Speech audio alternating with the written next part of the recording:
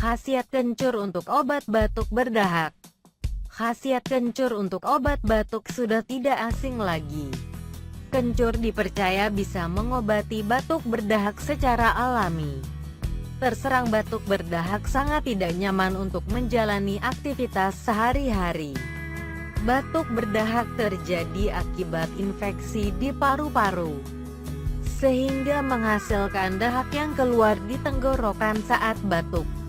Yang dibutuhkan saat mengalami batuk berdahak adalah obat yang bisa mengencerkan dahak.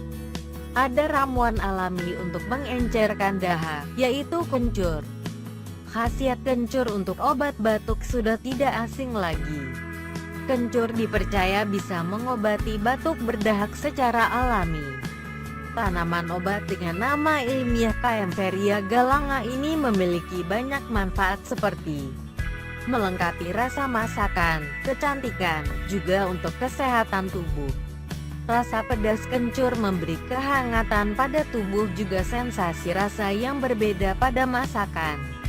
Kandungan yang dimiliki kencur cukup banyak. Tanaman obat ini mengandung pati, mineral, serta minyak aksilih yang berupa sineol, asam metilkanil, asam sinamat, asam dasinat, dan alkaloid. Dari kandungan ini, manfaat kesehatan yang bisa diambil dari kencur adalah dapat menjadi obat diare, masuk angin,